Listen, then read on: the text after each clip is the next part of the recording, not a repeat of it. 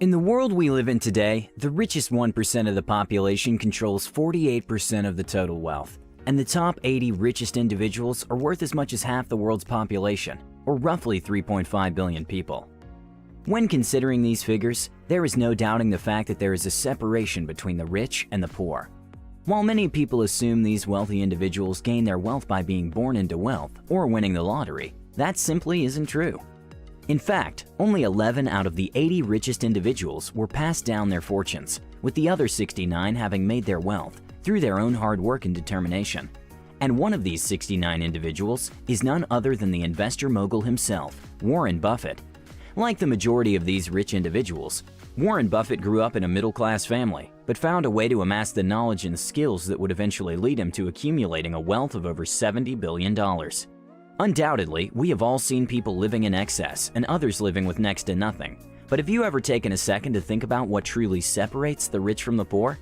Sure, the obvious answer is that the rich have significantly more money than the poor, but I'm talking about the reasons beyond the dollars and cents. When you think about it, a rich and a poor person can live in the same city, have access to the same jobs, and both only have 24 hours in the day. Yet one can be living paycheck to paycheck, while the other can have more money than they could spend in an entire lifetime. So what truly makes the difference between someone who will amass billions of dollars in their lifetime and someone who will struggle financially forever? Well, using our rich friend John and our poor friend Tim to explain, I will outline exactly what separates the two, so you can adopt these rich person habits and realize financial prosperity in your own life. Before we get going, you should know that both John and Tim have similar IQs, come from middle-class families, and live in the same city. In short, neither man has any advantage over the other. However, their bank accounts are at total opposite ends of the money spectrum. It's Monday afternoon, and both John and Tim commute home from work. When Tim gets home, he goes over to his couch, turns on Netflix, and binge watches hours of mindless TV to numb himself from the long workday he had. While Tim's boss recommended that he should read more books in order to increase his chances of getting promoted this year, Tim can't be bothered to read, especially now that a new season of his favorite show has come out. When John arrives home, he immediately logs into his computer to start studying. Hours pass as John reviews his notes for his upcoming exam. While John already has a master's degree and multiple designations, he continues to put in a few hours every night to work towards another accreditation, which will help him scale the corporate ladder faster. In fact, John recently learned that one of his idols, Dan Lok, invests over $500,000 a year into continuous learning. John figures that if millionaires are investing that much time and money into learning new things, then he should definitely do the same. Therefore, difference number one between the rich and the poor is that the rich never stop learning. At work the next day, Tim's boss begins handing out bonuses to all of the employees. As Tim opens up his envelope, he sees that he's gotten a $100 bonus, much less than all of his peers. Tim goes up to his boss and complains, saying that he's been at the company for 10 years and this is an embarrassing bonus to have received.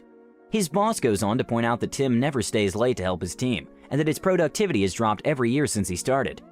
Across town, John is plowing through his current project at work when his boss approaches him. His boss hands him an envelope, and as he opens it, he sees in front of him a $10,000 check in his name. John is stunned and very appreciative of the generous bonus. John's boss goes on to explain that John has been putting in a ton of hours as of late, and his last project saved the company $1 million in operating expenses. So, to recognize his work, this was the least they could do. Therefore, difference number two is the rich sell value and the poor sell time. The following week, Tim is counting down the days until Thursday, which is when he gets paid. As soon as his boss gives him his bi-weekly check, he rushes to the bank and begins sending out payments to all of his creditors. He sends money to his landlord, to his hydro company, and of course his monthly installment for income tax. As Tim gets to the end of the month, he decides to see just how much money he saved. As he opens his balance, he realizes that not only did he not save any money, but that his account was lower than it was a month prior. Tim has no idea where all the money could have gone. When John gets paid, $500 is automatically deducted and is funneled into a savings account that he can't access. After making sure his savings have been funded for the month, John then makes his mortgage payment, pays his utilities company, and makes his monthly installment of income taxes to the government. At month's end, John smiles as he notices that once again, his bank balance has grown, making him even richer than he already is. Therefore, difference number three is the rich pay themselves first, while the poor pay themselves last.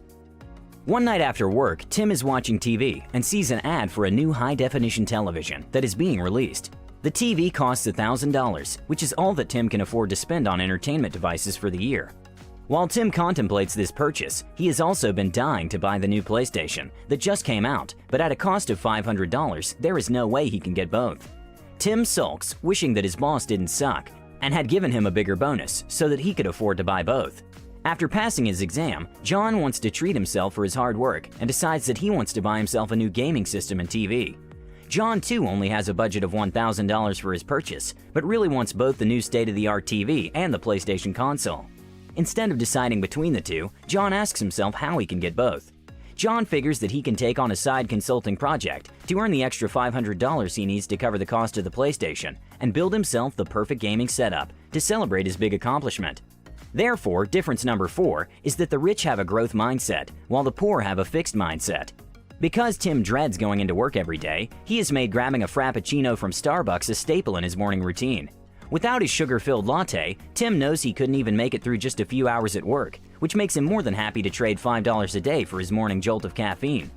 John, on the other hand, walks right by Starbucks every day, and instead of getting an expensive latte, he drinks the free coffee that's served at work. Sure, the coffee isn't as good as a Starbucks drink, but being able to save $5 a day on coffee is well worth it in his eyes. You see, John has been saving up that $5 a day for a year and now has $1,500, which he is going to use to go on an all-inclusive trip to Mexico with his friends. John also knows that this delaying of gratification helps him embody the traits of his fellow rich peers, as he learned while reading a Temple University study. The study ranked the most important factors in determining affluence. Occupation, education, location, and gender topped the list. But delaying instant gratification beat out many of the more traditional signals, including age, race, ethnicity, and height. Researchers believe that a person's ability to envision larger future rewards makes them much less likely to succumb to short-term pleasures, which is why turning down a daily latte was easy when envisioning all the fun he would have on the beach in Mexico with his friends. Therefore, difference number 5 is that the rich understand the power of delaying gratification, whereas the poor seek short-term pleasure. As the economy starts to fall on hard times, many companies begin to lay people off as a cost-cutting tactic. As Tim is sitting at his desk one afternoon scrolling through Facebook and doing the bare minimum to keep his job, he gets a note from his boss. The message says, "Please hand in your laptop and badge at the front desk. We are letting you go." Tim begins to freak out, wondering how he will pay his rent and bills now that his sole source of income is gone. Tim always believed that being an employee meant having job security, and after getting fired, he began to wonder if this impression was wrong to have held for so many years. Unfortunately for John, he too is let go by his boss. In an exit interview, John's boss talks for an hour about how great of a worker he is, and how he had to let go of all the other employees before finally letting John go. John graciously accepted his fate and thanked his boss for the opportunity and reassured him that he would be fine financially. You see, John knew that no job is secure, which is why as soon as he entered the workforce, he began building an online business and contributed to a dividend stock portfolio, which are now established enough to keep him afloat until he finds another job. Therefore, difference number 6 is that the rich build several streams of income, while the poor rely on only one. About a week after getting let go, Tim is at home moping with his other loser friends about how much the economy sucks and how it will be nearly impossible to find another job. They go on about how unfair life has been to them and how they would be rich if they had gotten the same lucky breaks as others. The evening after getting let go, John invites his close friends over to his house for dinner. As the group are eating, John explains that due to the hard economic times, he has been let go by his company, but reassures his friends that his other sources of income will more than support his current lifestyle. One friend excitedly says that this is the perfect time for John to join his construction company and offers him an executive position. Another friend chimes in and asks John if he wants to start a consulting company with her, as the two have worked so well together in the past and could become one of the leading firms in the city in no time. Therefore, difference number 7 is that the rich surround themselves with other rich people, whereas the poor surround themselves with other broke individuals. To summarize, the differences that separate the rich from the poor is that the rich never stop learning. They sell value, not time. They pay themselves first. They have a growth mindset, not a fixed mindset. They harness the power of delaying gratification, they build multiple streams of income, and finally, they surround themselves with other rich individuals. Thank you guys so much for watching. Please like, share, and subscribe, and I will see you in the next one. Jeff Bezos, Bill Gates, Warren Buffett, Amancio Ortega, Mark Zuckerberg, Bernard Arnault, Carlos Slim, Larry Ellison, and Larry Page are the 9 richest men in the world. Their combined wealth, according to Forbes in January 2018, was $687.6 billion. This figure is equivalent to the total wealth of, get this, 4 billion of the poorest people in the world.